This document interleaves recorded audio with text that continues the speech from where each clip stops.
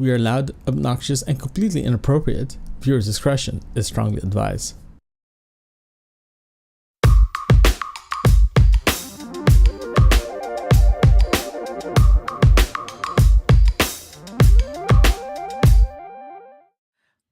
Hi everyone, welcome to episode 2 of the Coffee Mug. If you guys don't know what a coffee mug is not what you guys drink your coffee from, but it's actually a show about stuff that we want to talk about. So pretend that you go to a coffee shop and you're just with your friends and decide to talk about nonsense. And that's what we're planning to do.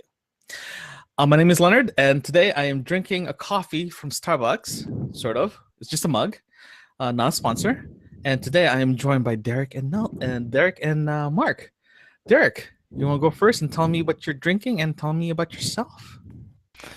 Again, I'm drinking today. I actually have a mug from Mech, and this is sort of a plastic mug that you use for camping and so forth. I have chocolate moo in it today. No coffee today, but yeah. And Mark, we could hear the heavy breathing on the mic there. I think just. We're gonna get the wrong impressions of the show, yeah. Yeah, no, nothing like that. Okay, hold on. All right. Okay, Mark, your turn. So I'm Mark. I just found this mug in my cupboard. It does say "Life goes on, days get brighter." It's one of those mugs that somebody made at those acrylic, those acrylic places. So. Yeah, and inside of this is just lemonade. Yeah, you guys suck. No caffeine for you guys, eh? Not today. Not today. Okay, so today's. I'm not sure if you guys actually keep an eye on tech news for the past week. Google finally released an update to their I/O. To their assistant. To their Google Assistant, and I just want to talk about that because that's just pretty cool. If you guys don't know about it, it's a Google Assistant, what you normally get from Google, but this time we can actually make a phone call to book your appointments or just do random stuff. I'll leave the link below. The videos, how it works is actually pretty cool. It's actually, in my opinion, it's the future of home automation. So the question I have for you guys, do you guys believe in home automation or do you guys actually have it now? No, I don't want a Skynet to happen in my house. Derek, I think Mark is done. Let's move to the next topic. I think I would go back to Mark and say, Mark, really, when you talk about Skynet, you are actually talking about, I think, two different things. One with home automation is things like having lights and cameras and light switches connected in a way that you can use an app to turn them on, turn them off, and so forth. And the second point is more about things like Google Assistant or Alexa, or this amazing thing that Leonard is really excited about, where they can make phone calls for you. That's more Skynet to me than actual the home automation piece. So when I think about home automation, I'm actually pretty invested in the Nest system of home automation. So with fire alarms and so forth, cameras, it's all connected via an app. Now, there's no automation to that. I don't get to talk to Alexa. I mean, I do have a friend who was going to help me get an Alexa, but I haven't really seen it yet. It's been a while, but and I am interested in doing that. But there are some security concerns that I have about using Alexa, and as you say, about Skynet and so forth, right, to do that. But the first part about Nest and those kind of systems, like light bulbs and switches and so forth, even turn on your coffee maker, I don't really look at it as Skynet, more as automation, which I'm very much into and I really subscribe to.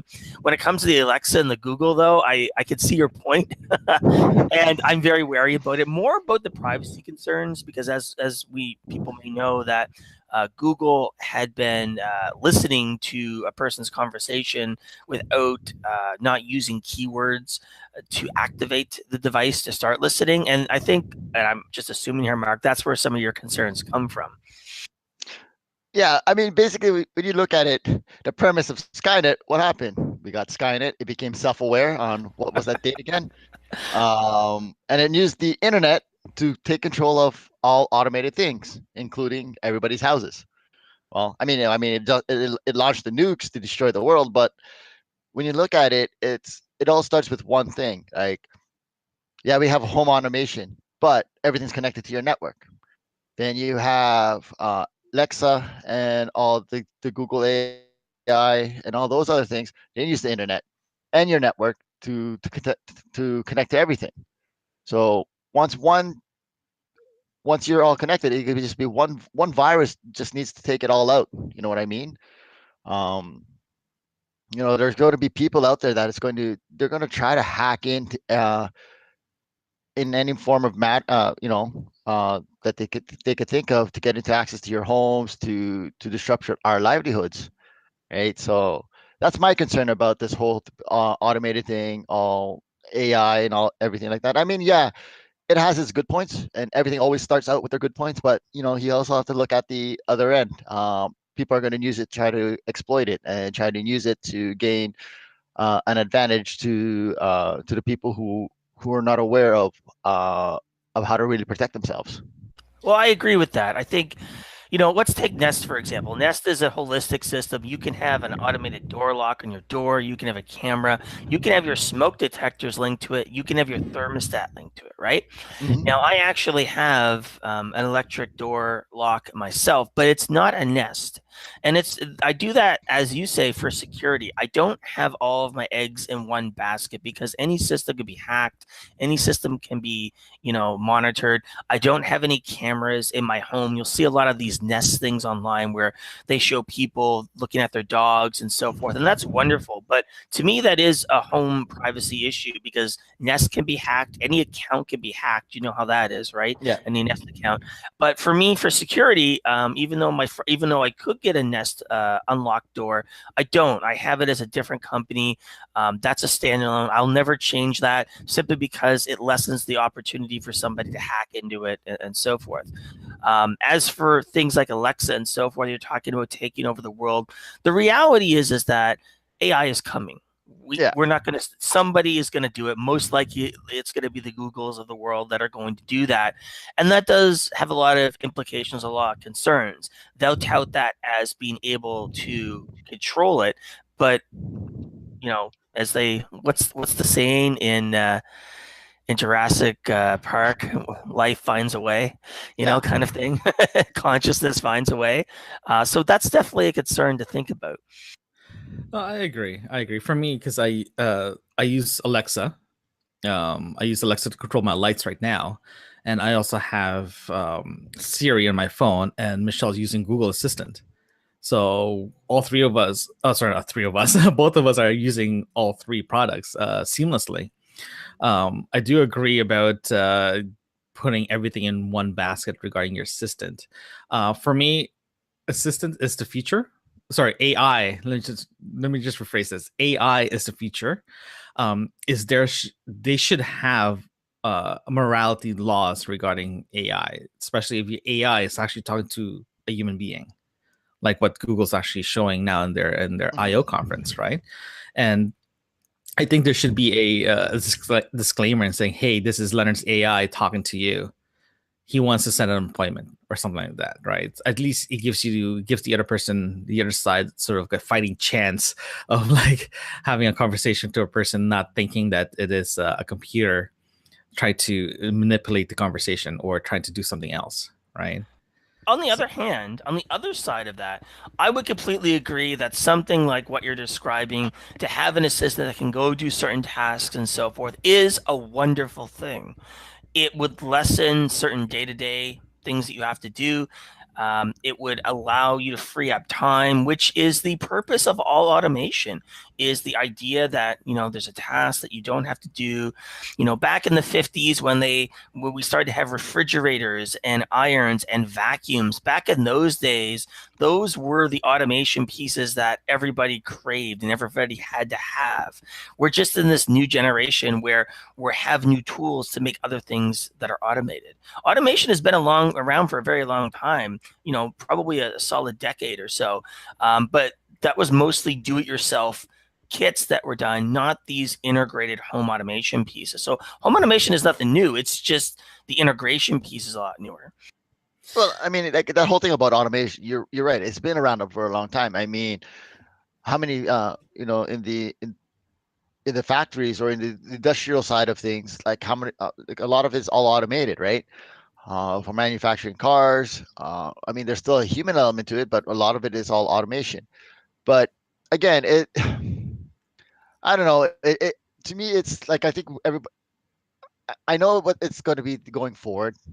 I mean, this is what everybody has been looking forward to. I mean, all the movies that are coming out, like, at this time you were supposed to have Nikes that could self-strap, right? Technically, they did make that. Technically, yes, they did do that. They did do that, right? So everybody's still waiting. Everybody is, leaning towards the future. Now, but sometimes, again, like when you look at cars, a lot of things are being automated in cars now.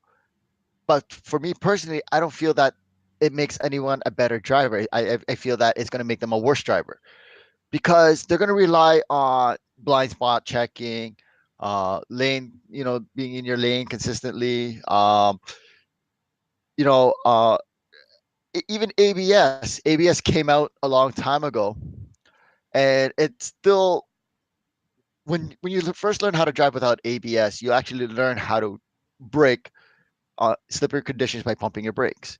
Now with ABS, you're not supposed to. You just keep your foot on the brake, and it should do it for you. But what happens when ABS does not work? Your ABS is not working. Nobody's going to know the technique to be able to brake properly when you're in a sliding condition. Same thing with these blind spot detections. Great, you look at your side mirror, you see a little red dot saying, "Oh, there's a car beside you." Well, what happens if that's not working?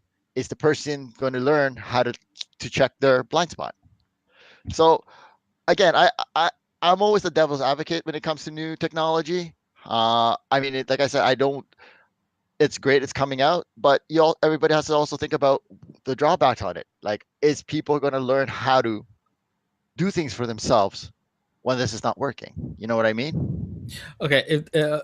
Here's the thing. Here's a little story. I agree with Mark 100%. Everyone should know the basic of learning, like basic skill set. Like, for example, learning how to pump your brakes, and especially if your ABS brake faults, how to check your blind spot, for example.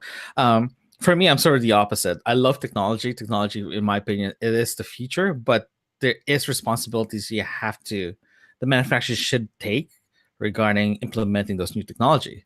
For me, I gave my parents an Alexa. Then I automated their lights.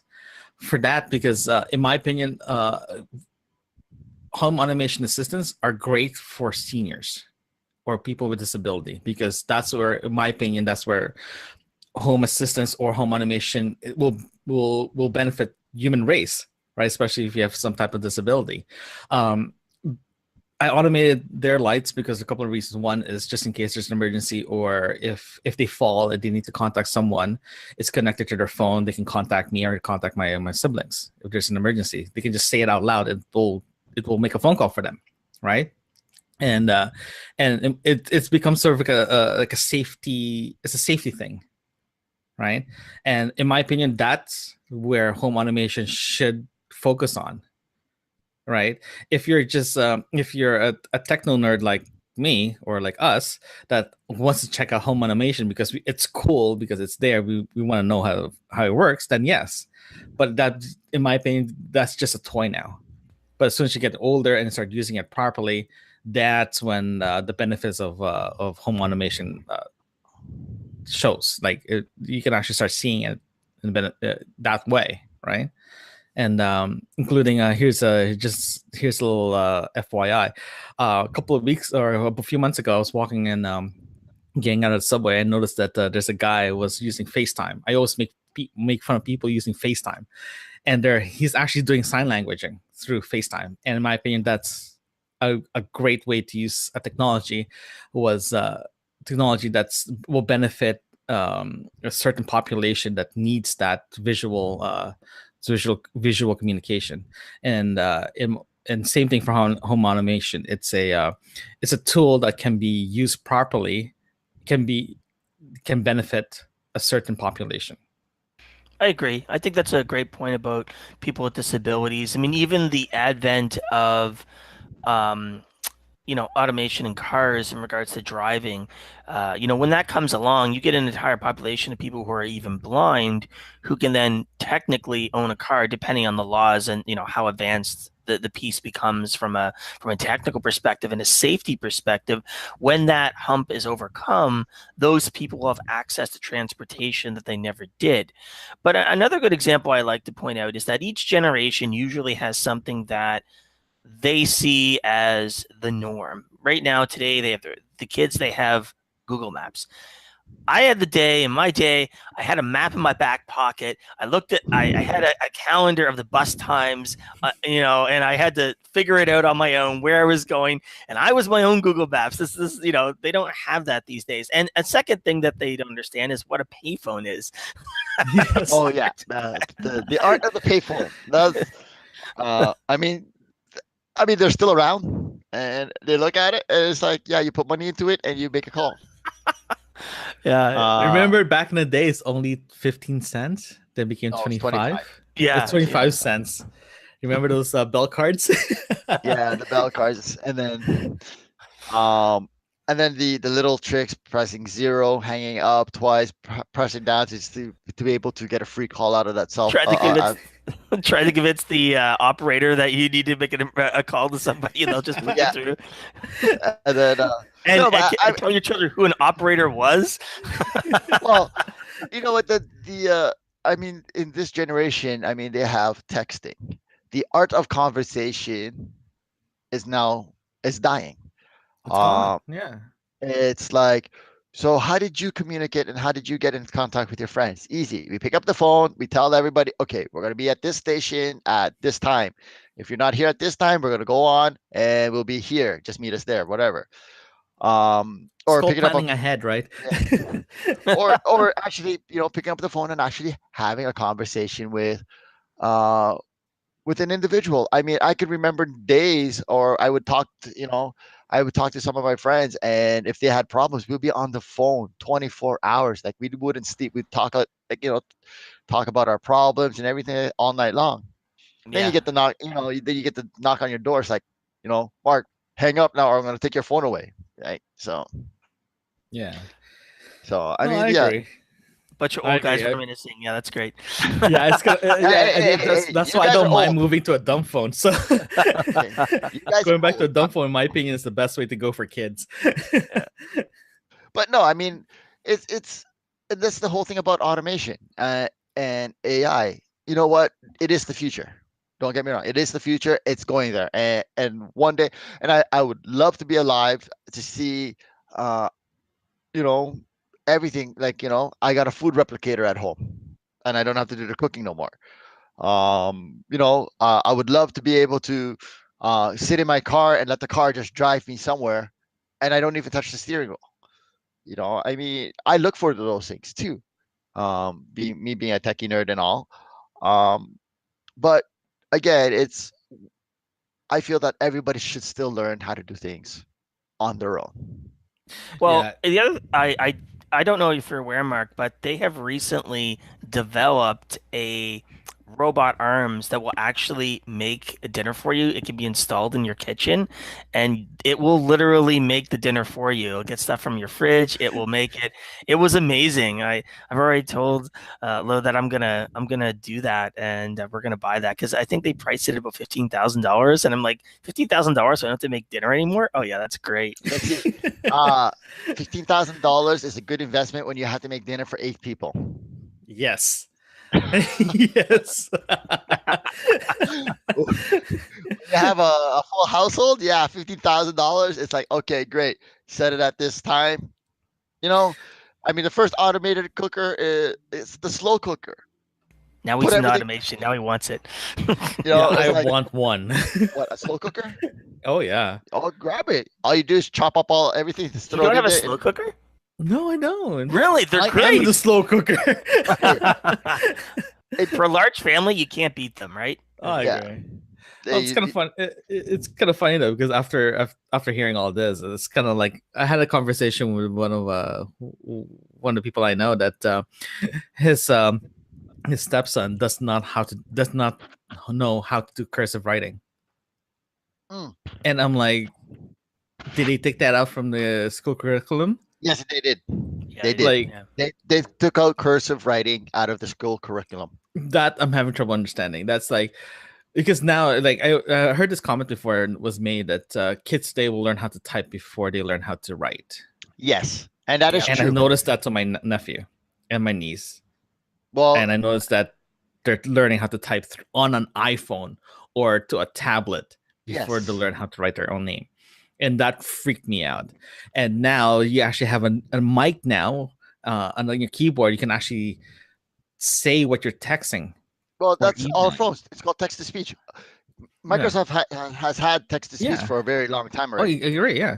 So but- even stenographers in courts have text to speech. So text to speech has always been around for a very long time. Yeah, but that's the beginning of in my opinion, that is the beginning of automation of something basic skills. Well, but now that basic skills are sort of going away. Well, no, I mean when you again, yeah, they develop it to help individuals who have certain handicaps to be able to input what they want to say, like text to speech, right? They've also helped it to, like I said, a stenographer. When you're talking about a stenographer in a courtroom, needing to type out all the words, they would just repeat and say it, and it would translate everything over to text. Sorry, we're saying text to speech. It's actually speech to text that we're actually talking about. Sorry, I want to make that clear. So in a sense that it's been around already. In regards to typing, when we were in school, typing was given to us as an afterthought. It was a optional course that you can take to learn typing. Now, kids these days, they already have computer labs when they're in grade 2. They get tablets. Some schools have tablets for their students, so they learn to type before they write. So I can understand why they took out cursive. I mean, I feel honored to know that I could write cursive. It's a dying art, and even to this day, when I write, my writing is a mixture of printing and cursive. And when people younger generations try to read my writing, they're like, okay, what did you just write? Can you just type it out? I've had that experience too. Yeah. So yeah, it's I don't know. For me, it's like cursive. It's, as you said, it's a dying art. It's a dying, like it's a dying art. But I can't wait to see the younger kids. If you ask them to sign, how are they going to sign it? Sorry, you guys are freezing up. Sorry. The question, the comment I have is, what happened if you ask a younger generation, "Hey, I need you to sign this document"? How are they going to sign it?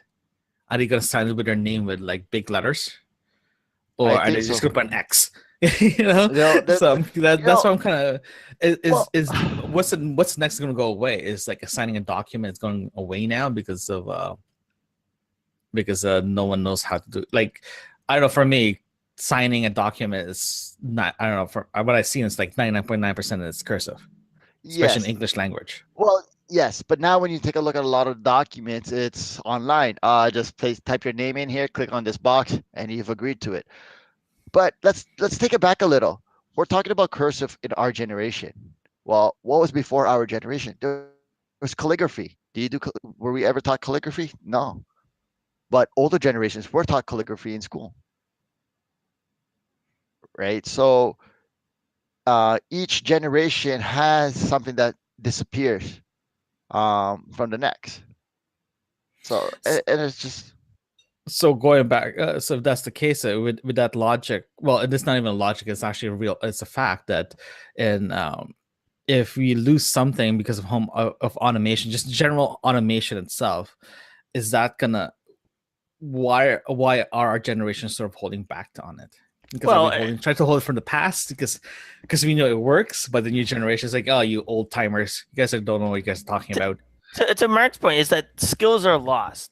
I don't know if I put a map in the hand of our children these days that if they would be able to find a location by themselves other than using Google Maps and saying it in to mark a location, to figure out a route to get there, to go on a bus without having that bus route shown to them on Google Maps to plan it out. And I think that planning process might be a little bit lost in the newer generation.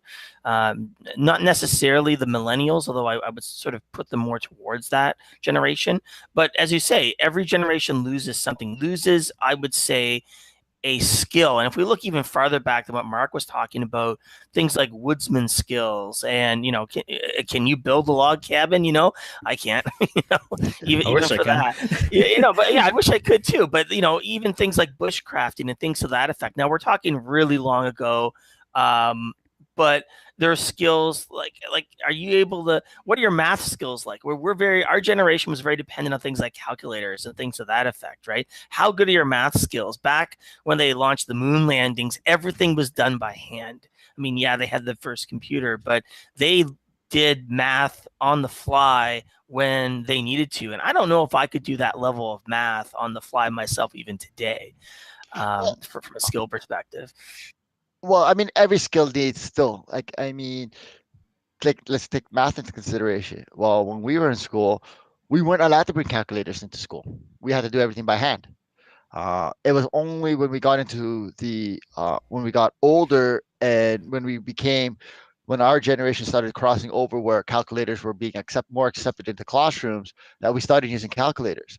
But with any skill, from woodworking to, even playing sports, if you don't do it often, you're not going to be as proficient as you would be as somebody who would do it every single day, right? And it's the rule of 10,000. You do something 10,000 times, you're going to be like, bang on every time you're trying to do it.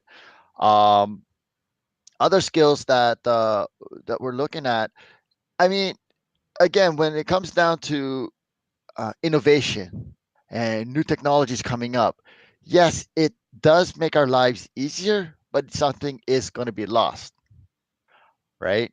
I guess that'd be our takeaway then. I think that would be our takeaway from this entire conversation, right? That something is lost with each generation in doing that, and we have to be mindful of that, what's lost, and maybe try to keep that. I agree with you about the cursive piece.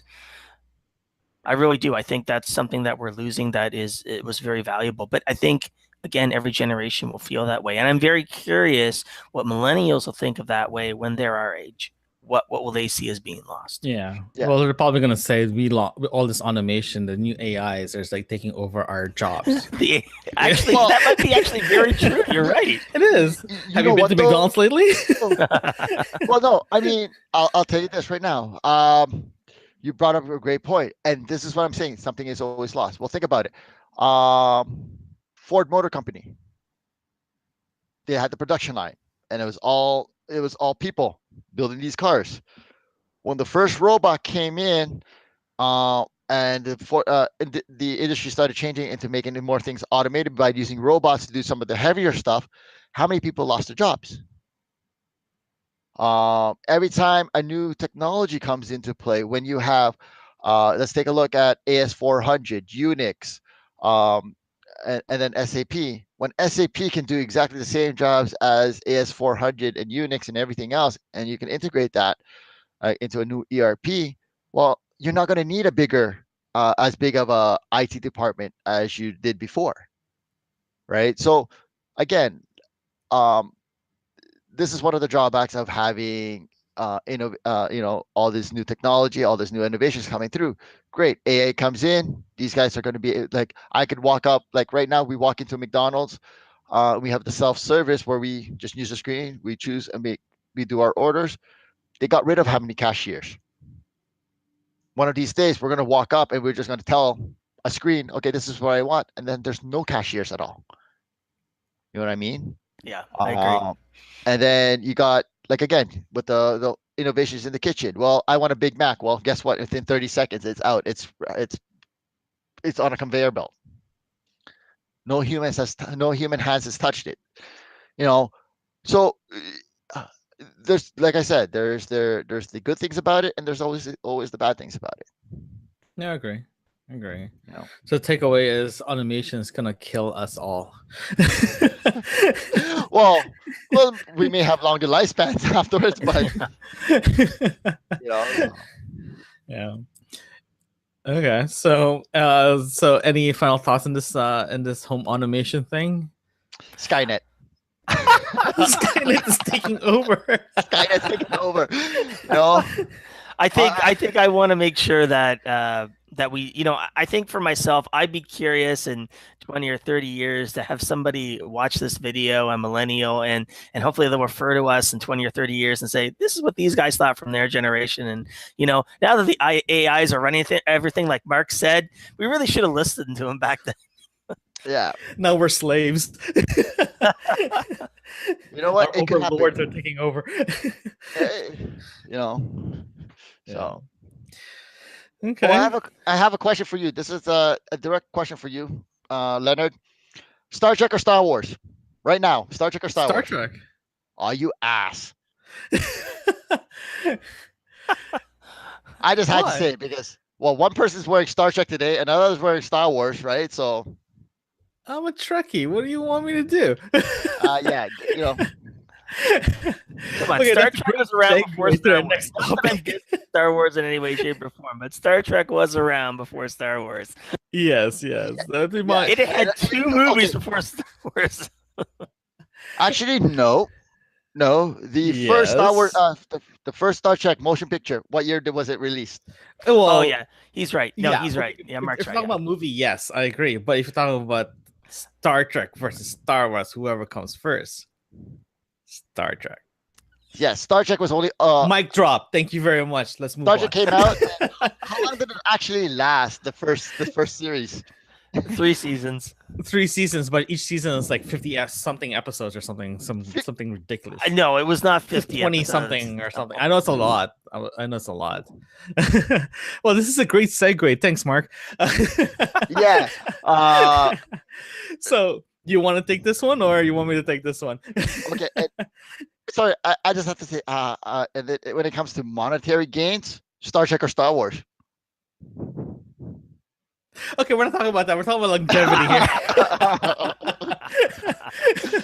Okay, so our next topic is this. Thanks for the segue here. The topic is this: is Netflix and Amazon considered a film or just a TV show?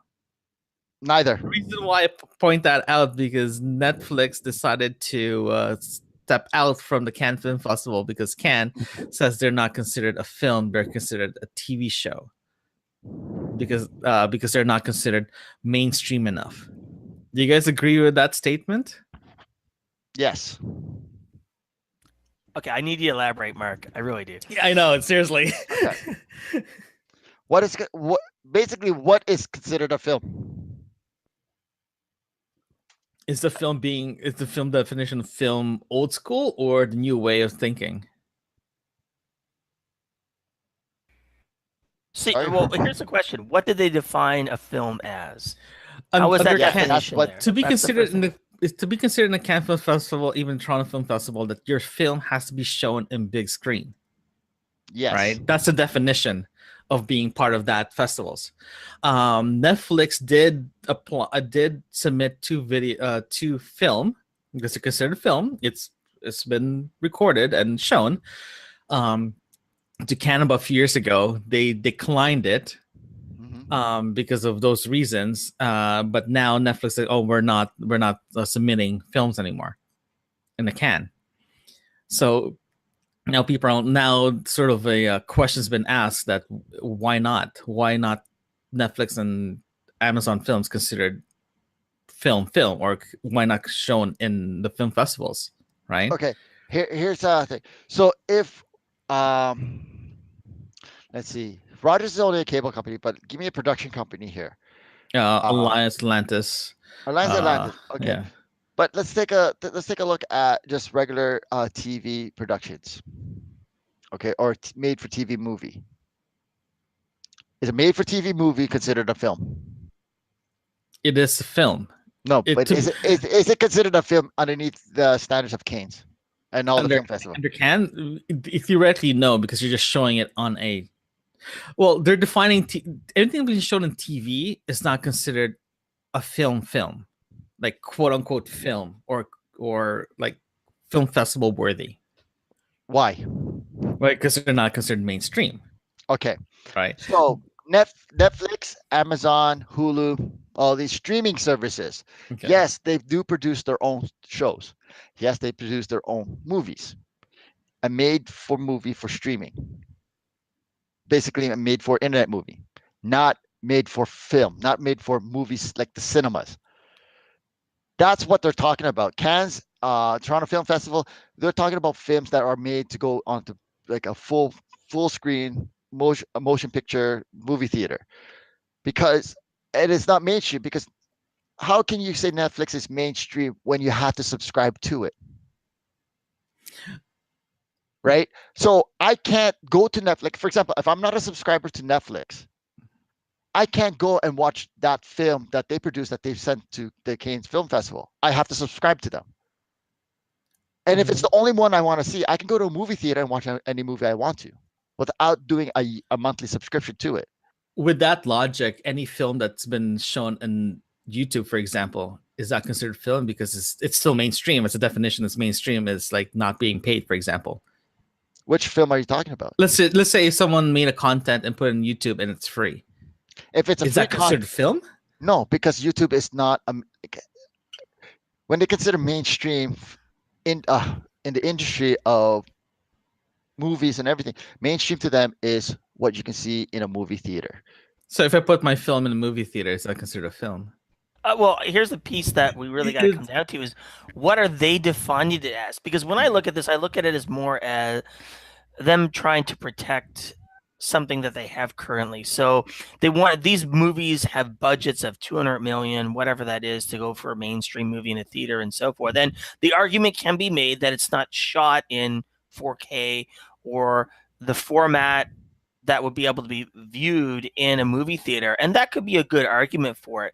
But there's two sides to this. One is a technical side of what is the content of the movie and the way that it's filmed technically to be able to be shown in a movie theater, which is true. If Amazon or Netflix doesn't film in a way that you can present that media in a movie theater, then I would agree that you cannot have the content classified as, mainstream. However, having said that, Leonard's point is quite true. Mm-hmm. If from a directing perspective, from a acting perspective, any piece of artwork could be considered mainstream if it is available to everyone. And his point about being on YouTube is a valid point where that is a publicly viewed mainstream. Obviously, they want to protect theaters and so forth because this is a revenue, it's an industry and so forth. And I look at this argument about Amazon and Netflix more as an industry reaction to something that is new form that's occurring in society with Netflix and the Amazon. And they are a true threat to it because what they're doing is producing movies at a very low cost compared to what these other companies, these production companies are making that. Well, let me say this. Okay, so mainstream. So my 60-year-old grandmother is at home. No internet. Wants to watch this film. Can she? If she goes to the theater. What happens? She would have to. Not if it's on YouTube. Not if it's on YouTube. Well, you have to leave the house, right?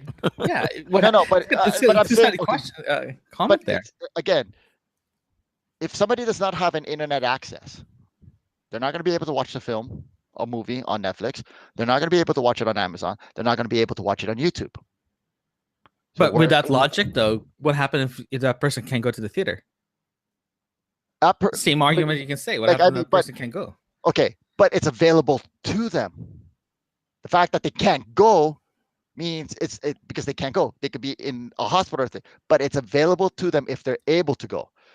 If I'm able to watch it, argument that you can say too for Netflix, if they're able to pay for it, why not pay for it? But when you're talking about a senior citizen who's on a strict budget because they're on a pension of say $1,500 a month, but yet they have to pay $7.99 a month for Netflix, and how much, like $30 a month for an internet service, Are they going to be able to afford that? We don't know. They're not going to be able to if they are, right? So being on Netflix it's not accessible to them. They don't have the means. They may not have the financial means to have a sustainable subscription to that service. They go to a movie, sure, they have to pay for a movie, but it's still available for them for a minimal cost of $13, or for them maybe $12 because they're seniors, or $8. They could watch that one movie that they want to watch. They can't watch it on YouTube. They can't watch it on Netflix. They can't watch it on Amazon if they do not have an internet connection or they don't have a subscription. So it's not available to them. I think your argument is valid. It's a little narrow pointed in regards to it. I take your point. You can even transfer that argument to people that are on, social assistance or something to that effect. Yes, I agree. But at the same time, most people these days have some form of internet connection, whether you're senior or not. Maybe not so much, people who are necessarily in assisted living homes and so forth. But again, for even those people in those environments, they do have internet access now. It's sort of a more common piece.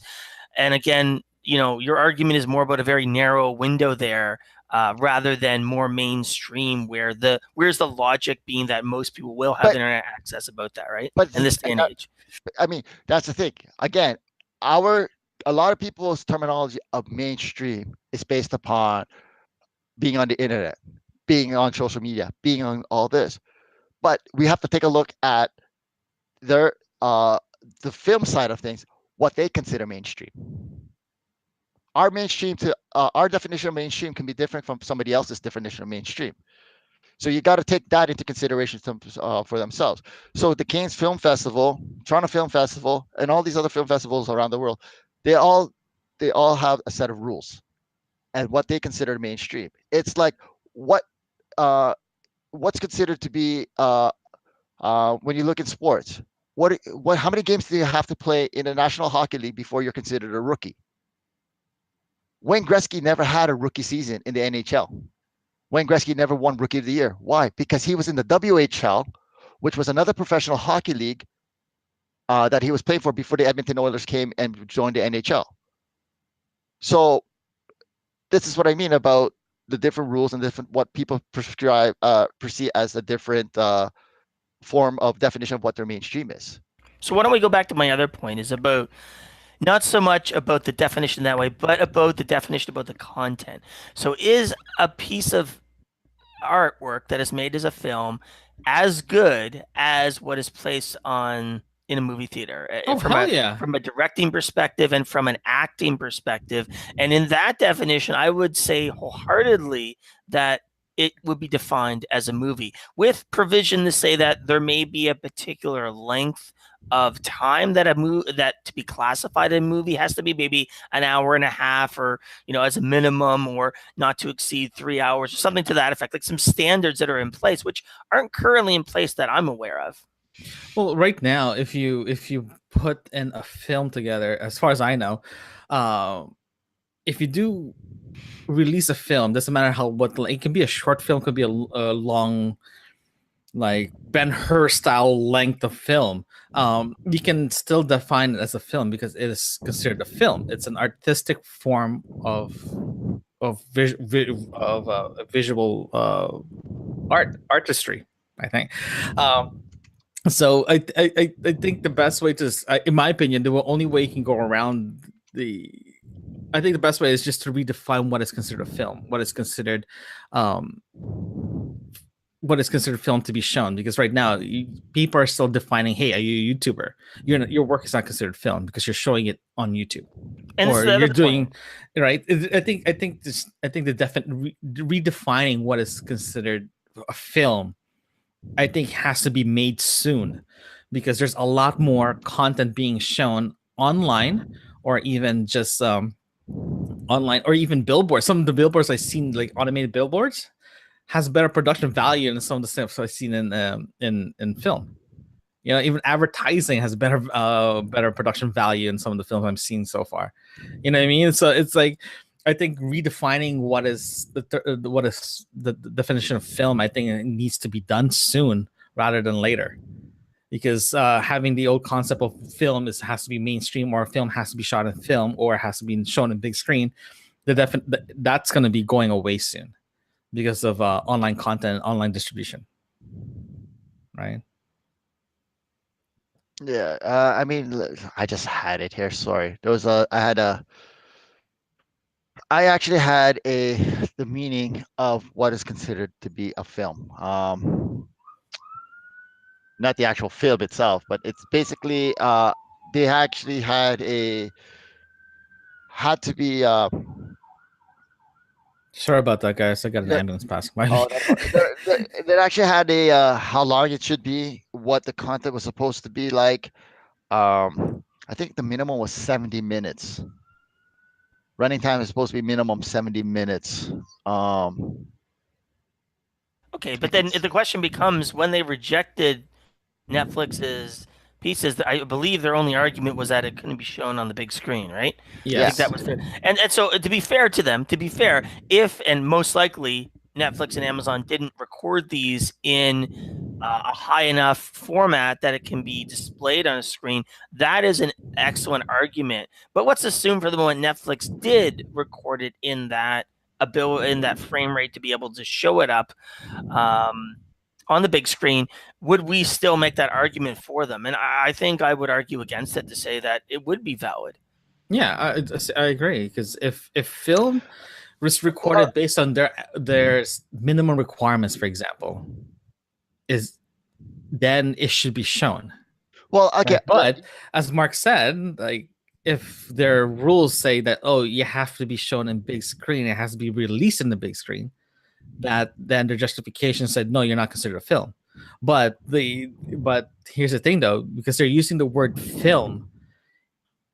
Okay, that becomes to the point that becomes very kind of like gray area. Before we go any further, and I mean, this is maybe my fault for not really reading into this. So I went back and I looked at exactly why Netflix Netflix is pulling out of Canes. And according to Reuters, and Netflix was told that they can't be a part of Canes because they did not want to release its movies for theatrical distribution in France. In France? In France. So this is basically, here's what it says here. Cannes Festival director, the director of Cannes, said last month that Netflix had refused to give its movies theatrical distribution in France and would therefore be banned from competition at the 12-day festival. However, Netflix could show movies outside the competition. So again, the Cannes Film Festival, if it's a, I never knew that the Cannes Film Festival was a competition. Yeah, same thing as the Toronto Film Festival. Okay, so if it's a competition, again, rules of competition. It's not that they're saying they're not a film. Netflix refused to distribute it in France to be able to be part of the competition, which is part of the rules. Yeah, well, again, that we already established that if it's a rules, it's rules, it's rules, right? Yeah, rules is rules. So I'm just saying, like, I mean, in the beginnings of this, my perception was that Cannes was not allowing them to be in the Cannes Film Festival because they don't consider their movies as films. Well, according to this, what we thought and what my perception was completely wrong. They still could say, they could show the movies outside of competition, and they're still considered movies and films, but they're not allowed to be in Cannes because they won't distribute it in France, in theaters. So I don't know where we went wrong here in thinking that Netflix says that Cannes thought that they're not films. Okay. If that's the case, if Steven Spielberg actually made a comment as well that Netflix,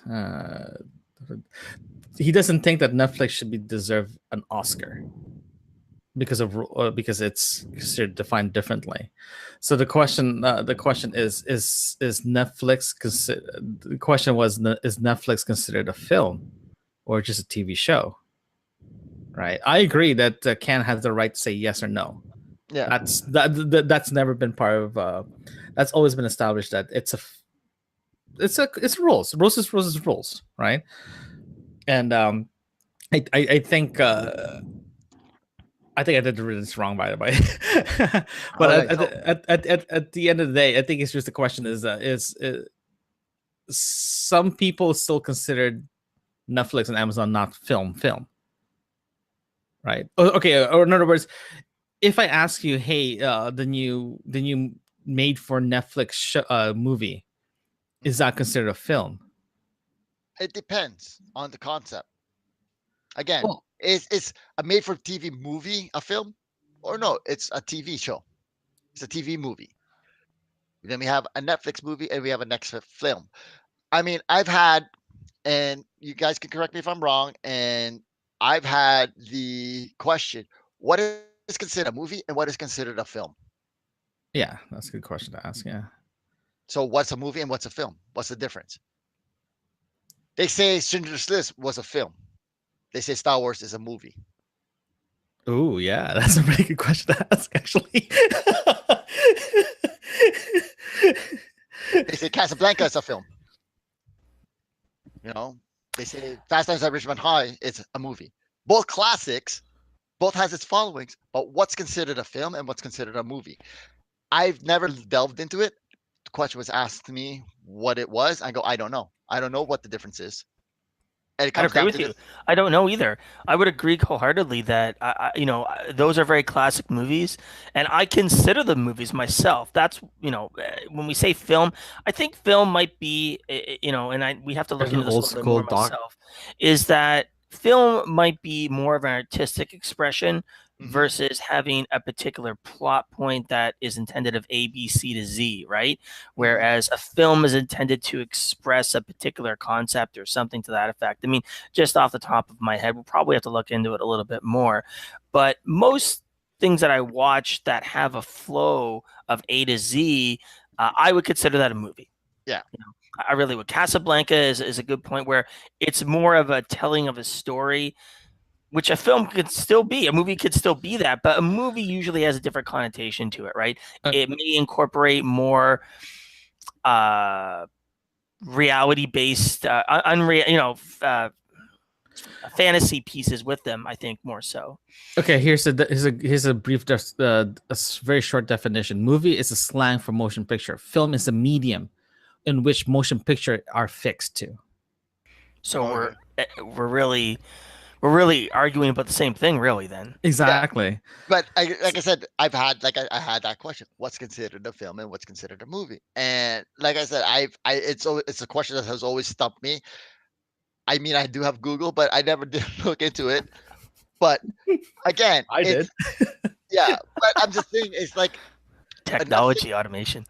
um, what's considered a TV movie, what's considered a Netflix movie, is a Netflix movie considered a TV movie? Is it just based on of the medium being shown into? Yeah. So uh, again, there's I think there's a fine line. There's a gray area about terminologies being used and being thrown around here. Um, when it comes down to what we were talking about earlier, I guess it all falls down upon what the rules are, right? Let me also go back to the point about the comment about Oscars and whether it's Oscar worthy. It's the same thing as we made a point earlier about the film festival. Oscars have conditions that need to be met in order for sound, visuals, acting, so forth. Mhm. And I think his point that he was making was that most Netflix movies would not meet the high standard that is placed on the Oscars for these types of original music scores and acting and so forth. I'll actually take away that point of acting. I think actors can be very effective regardless of the medium. More it comes down to the visuals of the movie, the sound, and the editing. And editing makes a big point in most movies that you watch and how you feel about them. So I think that's another big one. True. And then I mean when you look at it here, going back to it, okay. So the Dark Knight, that, the second movie of Christopher Nolan's trilogy of Batman. The Dark Knight itself is was that an Oscar considered movie? Uh, yeah, It was very well done. It was very well done.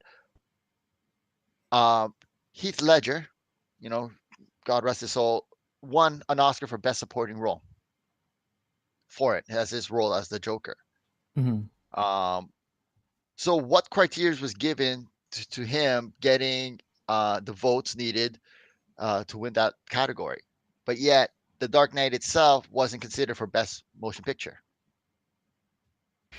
That is a much larger conversation that we could have, which I don't think we should really get into, because there are actually points that I think I could make about that, but I don't want to do it because we'll start into a whole different other. I know, no, but it comes down to the point about what's considered like the Oscars and their criterias. Yeah. It's based upon. Sorry, here's a good example. Sorry, Mark. Here's a good example. Stranger Things. This is a Netflix show. It won 35 out of 125 nominees of awards for everything from Golden Globes to Emmy time, Emmys, Actors Guild Awards, all that stuff. But they never won a single Oscar. Yes, because Emmys, Golden Globes, are nominated by their peers. But Stranger Things is an episodic show, not a movie. Yes. Oscars only deal with movies. Okay, hold on. Yes. That's true. Oscars only deal with movies. That's why Golden Globes is both TV, movies, another type of thing. Screen Actors Guild, Emmys. It's like the Tonys. The Tony Awards are for Broadway shows. Right? And it's strictly for Broadway shows. But everything else is a free-for-all. Oh, here. There's actually a list from CNET regarding... Actually, never mind. Yeah, never mind. Never mind. Never mind. I was going to say, but it's not actually the full list I was looking for. No, but yeah, I know what you're saying. Again, a lot of shows have been, if you take a look at a lot of shows have been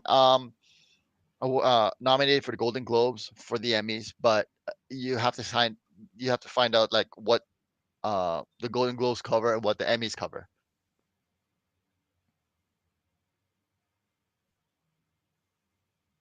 Oh, at streaming service Go, Netflix has some grounds to make up against Amazon, who won the first Oscar Oscar from a streaming service last year. This is the Merchants by the Sea.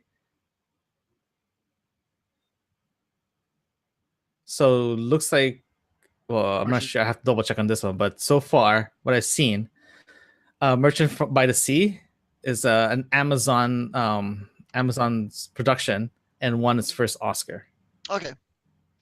So we're not questioning the ability of Netflix or Amazon to produce or put this content out there. That's not in question here. It's just a question of whether they're going to meet those criteria, right? Yeah.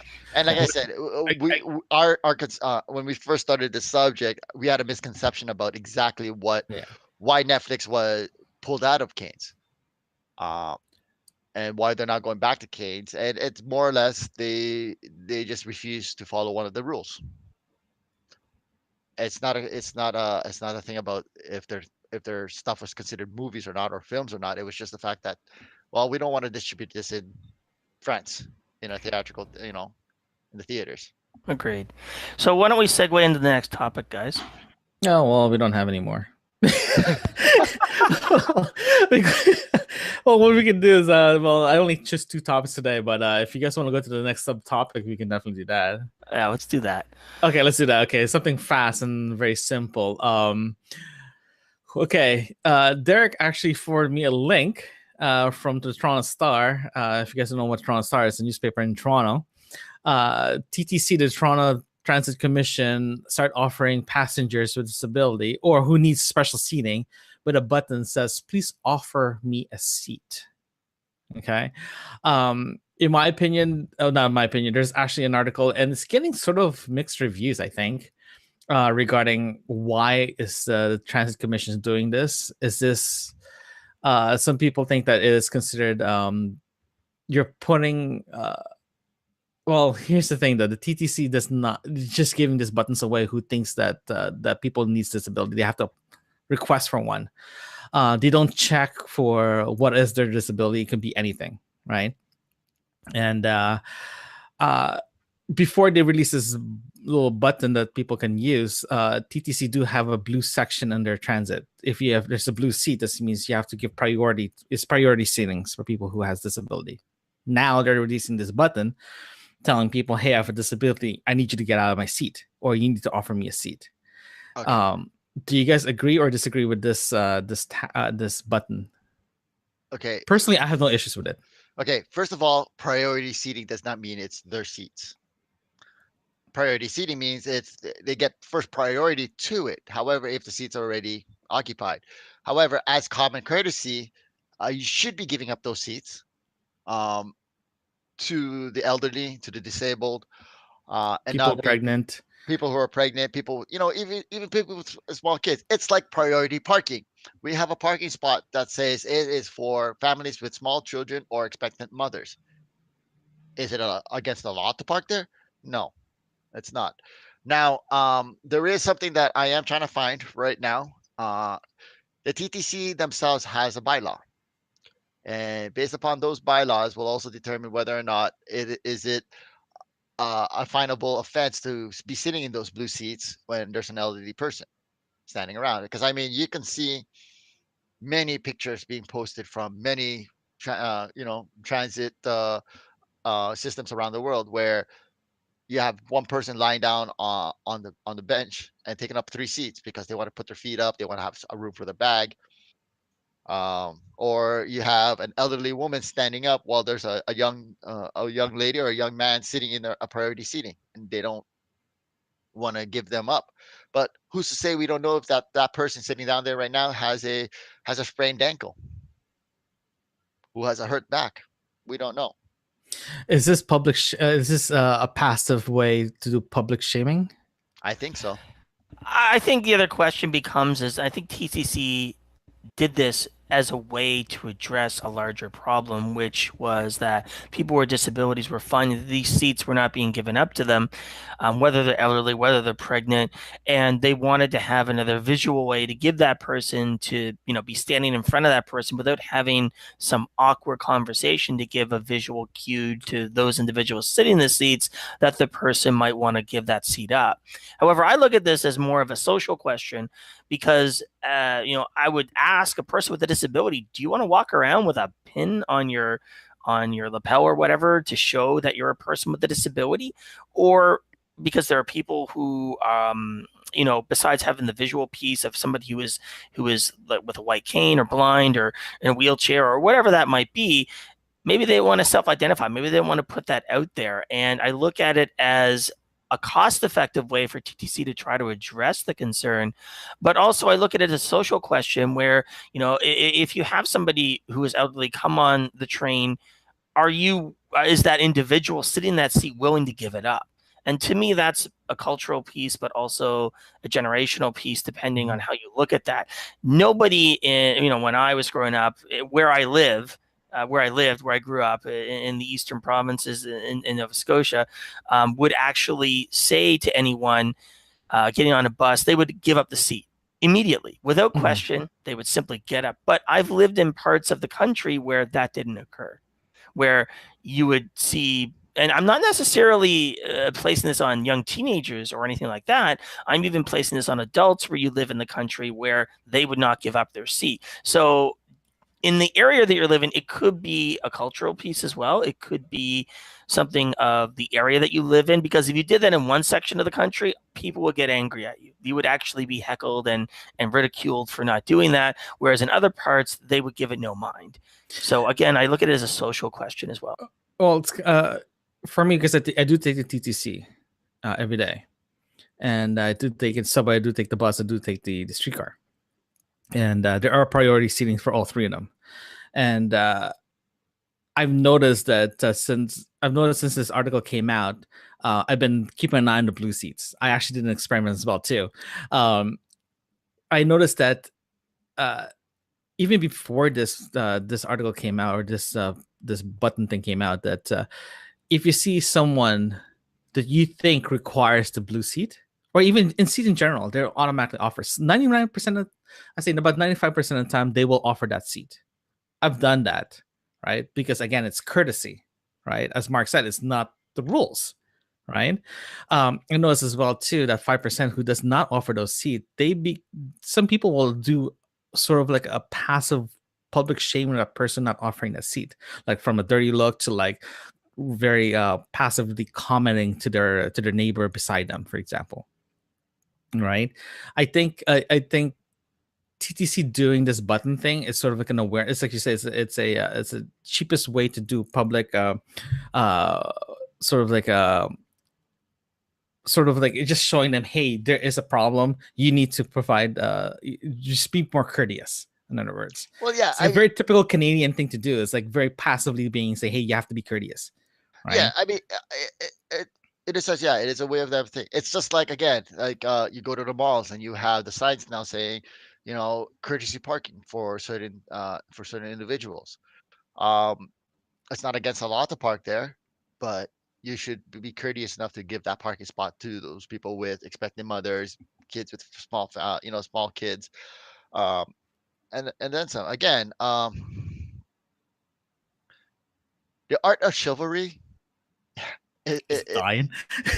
I just want to correct you on something here, Mark. In regards to Yeah. those parking spots, there are actually passes and cards that you're supposed to hang on your mirror to show that you are designated as a person with a disability. No, that's right. So- That's handicap parking. It's Right. against the law to park there. I'm Yeah. talking about parking spots where they say it's for expectant mothers, courtesy parking for You expectant mean mother. like the ones with the strollers and so Yeah. So they have signs. It's courtesy parking, and it's basically or priority parking for these individuals, so that they don't have to walk as far. But it's not against the law to park there, right? And it's out of common courtesy not to park in those spots if you don't have a child. But I've seen people who park there because it's a closest parking spot to the entrance, right? And then all of a sudden they're pulling out, and then you see a family with 4 kids walking down to get to their car, and having a difficult time when they could have just parked right over there. If you So see that, do you do passively shaming that person because they did something not very nice and courteous to their fellow human beings? no, I don't, because when I'm in my car, they're not going to see me giving them a look or whatnot, or I'll be driving by, the car's already parked there, and they're not in there, so Well, what happens if you see them like going to their car and you notice they're just literally have nothing. They're just.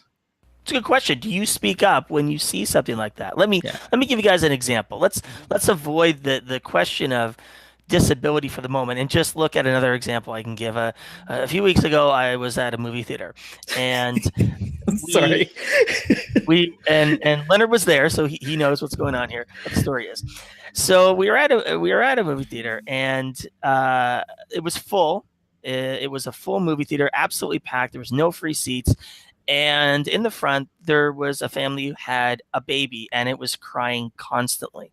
Mhm. And so they brought the baby into the theater, and it was crying for about 15, 20 minutes or so as the movie was going on. And I assumed that whomever was beside the baby, because they were being quite loud, probably asked the people to leave or something to that effect. So they removed the baby out of the theater. But then later on, they came back with the baby, and of course, it was crying again. And as we were leaving the theater, I went up to this person and I said, I really appreciate if you could, not bring your infant into the movie where everybody has paid a great deal of money to come in to do it. If you could arrange for whatever, babysitters or whatever that might be, and not bring your child in. Well, the person had a very bad reaction to that.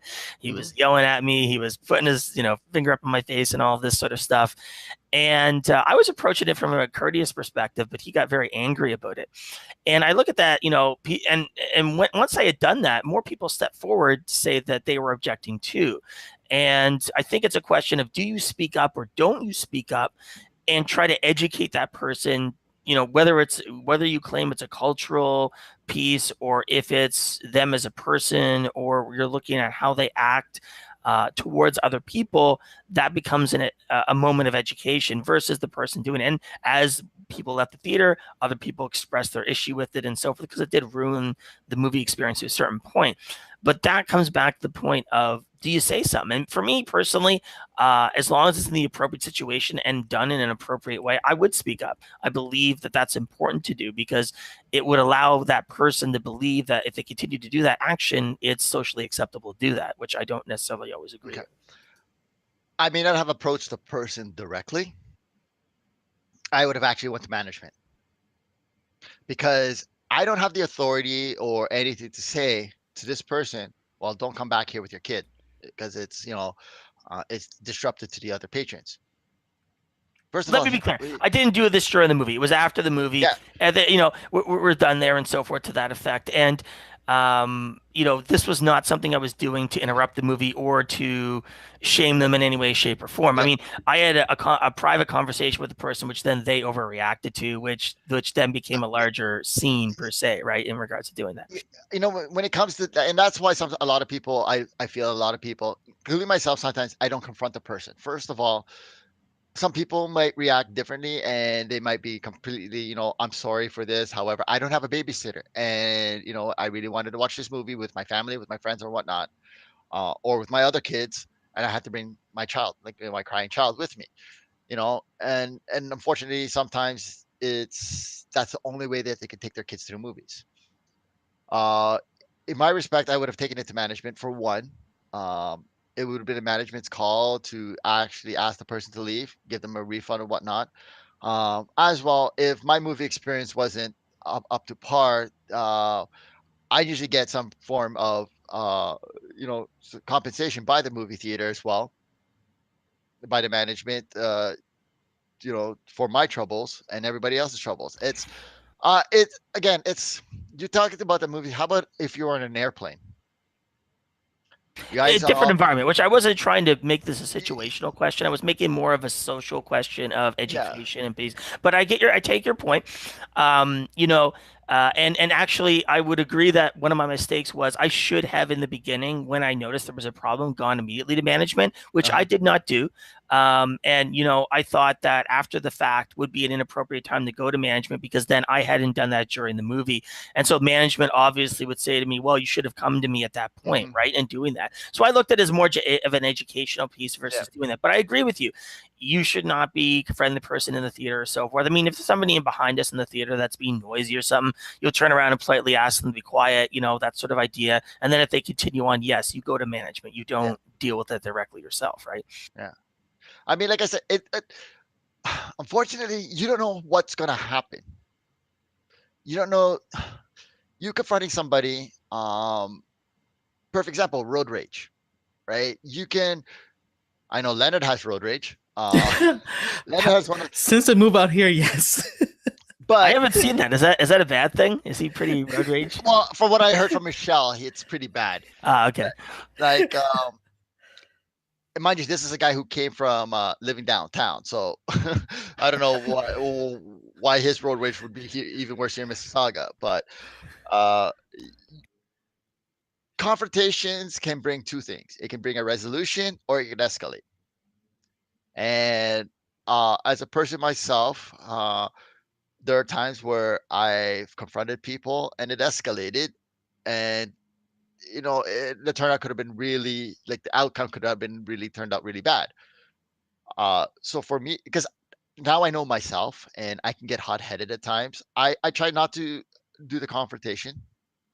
I try to find another means of dealing with the situation. Or you know what? Sometimes I just shake my head and says, okay, karma's a bitch, right? One of these days that they're going to do this, and guess what? Somebody is going to either key their car or they're going to get blocked in. Um, and I've seen it happen where uh, the, individuals will see a car that's not supposed to be parked there. They park so close to the car that the guy couldn't open his door, and they had to wait until, until he had to wait until these guys came out, or he had to find some other way of getting into his car. Uh, you know, It's the exact same thing with people with luxury cars taking up 2 parking spots. Why do people do that? Okay, so let's return back then to the original point. And Leonard, what do you think about this? Because you haven't really spoken too much on it yet. Well, for me, it's like I see it differently though, because for me, because I do take the transit every day, and for me to seeing those blue seats, because I sit in the blue seats until I see someone needs that seat, right? And every time I take for example, the subway, every cart has a total of I think a total of like 4, 8, 9, 10, 11, 12, about 12 to 15 blue seats for every cart. And I noticed that everyone who sits in those blue seats, to see someone that deserves to use that seat, for example, with disability or with kids, they do offer those seats. And I did experience that before as well too, because I do long time ago I did walk with crutches and canes because of sports injuries, and they did offer me those seats, and I'm very appreciative of those. And I also seen people who do not take those seats, did not offer those seats, and I noticed that people do publicly passively shame those people who does not give those seats, But right? in general, majority of the time, people give up their seats. Yes, majority of the time they do give those seats away. And for me, for the TTCs giving those buttons away, they do, people do have an option to use them or not, or to ask for one. And the biggest issue, or the potential big issue, is if you, as Derek said, if you, what happens if you walk around with that button? Hmm. Are they going to look at you differently? Do they automatically uh do they think differently about that person, or do they automatically, or do they offer those seats, right? So it'd be it is a very it's a very Canadian thing to do. It's a very passively way of saying, hey, you should offer the seat, Okay. right? I have no issues with them. I don't see any potential issues. Again, it just becomes very social. I think it's a social experiment of like of shall we do the right thing, right? And if you don't, if you see this button, if you don't offer it, the people surrounding you automatically shame you You know passively what? or even like actively. Yeah, I think because for example, if I had those pin, if I show up in the subway and over offer me that seat, I can guarantee you right now, someone will say something. Well, I mean, with or without the pins, somebody's going to say something. It just takes that one individual. You could be an 85 elderly person walking onto the train, and there's a blue seats there. Nobody gives it up. So with or without a pin, if those people don't want to give up their seats, they're not going to give up their seat if the person's wearing a pin. No, I And agree. I agree. will the passive and active shaming happen? It might. It all depends upon who's on that train at the time. Yeah, Right? with the advent of social media, it's going to be more escalated than normal, right? You know, I Someone's mean, gonna record this and post it on Facebook or post it on Instagram. Next thing you know, TTC's commenting, this person or this person's employer sees it that this guy works for this company. Next thing you know, they're fired. not offering a seat, you cannot be fired for that. No, I know. I'm just saying that You can't be fired for. See, that's the thing. You can't be fired. Like, you should tell that to the guy who actually said something really rude comments in a Toronto FC game. Toronto FC. Oh no, comments are completely different. Where, it's an individual. Okay, so I take a picture. You take a picture of me sitting in the blue seats. My face is down. I'm reading a book, or my face is down on my phone, or I'm asleep, and I take a picture, and you publicly shame me saying I did not offer the seat. How do you know that this person at the time did not see this person coming in and offering their seat? You don't know that 5 minutes later, 10 minutes, I look up and say, oh, sorry, do you want to have a seat? But yet the picture's already up. How can you stop that? No, you can't. You can't. Yeah. So again, the public shaming and it's all up to the people. There's always going to be two sides to a story. Yes. And the fact that if it goes on social media and then it's being put on Facebook, well, you know what? There's going to be consequences on both ends. And the fact that, yes, you can make certain comments and you make certain derogatory comments can get you fired because it's actually in people's handbook. But for sitting down on the seat and not giving it up, you can't be fired for that. Okay. Because if you are fired for that, then that company is going to have a big legal battle for wrongful dismissal. So, Yeah. so. Derek?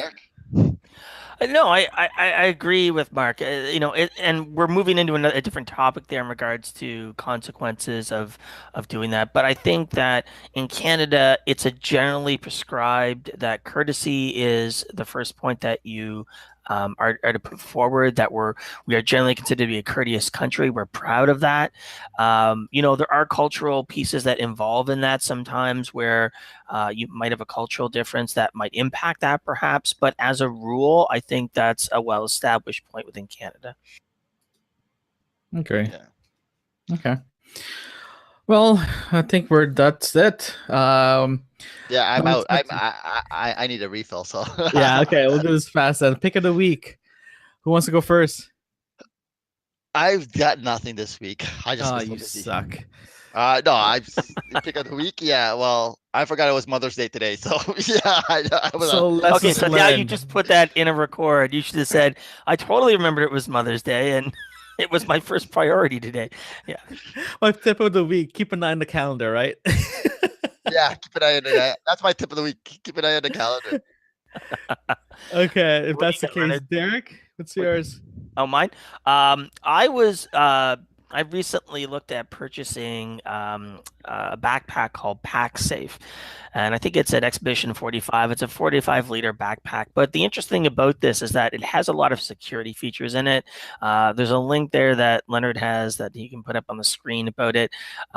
It's from Mountain Equipment Co-op here in Canada, and it's sold by them. And it actually has some good security features. So inside the bag is a metal mesh, which prevents it from being sliced by, say, a knife. So you couldn't take a knife to it and cut through the material into the bag. It really has a lot of protection. You can lock the zippers, so you can interlace the zippers through a locking mechanism. So it has a lot of security if people are traveling. And you also have the ability to, it comes with a metal wire, which you can then wrap around like you would with a bike lock or something to that effect. So there's a lot of security options with it. It is a little bit heavier than most normal backpacks, but it's very well made. It's very good quality. And for the price, it is a couple $100. And for some people that might be too much, but between the quality and Mark's laughing, yeah, between the quality and the features, I think it's a good option for those that are concerned about security while abroad. I don't like their design. Well, it's about functional than design. Nothing catches my eye. Well, I will. To be honest with you, that bag is actually pretty cool. I do have one of their bags, and I do travel with it, and it's worth it. To be honest with you, it's worth it because that's the camera bag that you have, right? No, the version I have is just a sling bag version. Oh, okay. Yeah. I agree. That bag is pretty awesome. I do have it. I do have a version of that, a smaller version, and it is heavy, but it is worth it, especially if you're traveling, especially if you're doing one bag travel. It's definitely worth it. You got the sling bag? Yeah, the older version of the sling bag. So, but sorry, I'm on the website right now, taking a look. Right. Oh, okay. But I'll have that link below at the description, so we'll have one there. And for Mark's link, we'll just put Happy Mother's Day. Yeah, happy Mother's Day. Yeah, but yeah, okay. I made it up with breakfast this morning. So there you go. So mine is more sort of like a admin stuff than anything else. I just want to let you guys know that this is our second episode. The channel is up and running now. If you do look at the playlist itself, the playlist actually has two versions of this show itself. The coffee mug. There's a video version of video podcast, and there's an audio podcast. The video podcast, of course, if you're watching this video. The audio podcast is just going to be an audio version of the podcast. We haven't finished, or we haven't really finalized the podcast hosting yet, but for now we'll start with this. We'll move into a podcasting hosting soon. Then we'll let you guys know when that's up and running. Our goal is to host it or distribute it through hosting. podcast hosting and distributed through iTunes and Google Play, and hopefully more.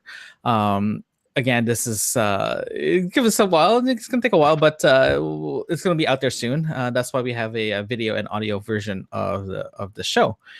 So, yeah, if you definitely subscribe and stay tuned for more. Do you guys have any more comments before we go to our closing? Yeah. So if anybody out there has any comments, suggestions, or like whatever you want to hear, or us rant about, or us where we should be doing this, let us know with the comments below. In other words, Mark needs more ideas regarding his pick of the week. Oh yeah, definitely. I'm one of those guys that if I see it, I'll see it. Just be sure to click on that bell so you get the most recent uploads that we put up. Yes, please. So again, thank you again for listening or watching. Please don't forget to subscribe and like us. And if you have any comments, definitely write it down below. It'll be awesome. And we'll see you guys next week. Thanks, guys.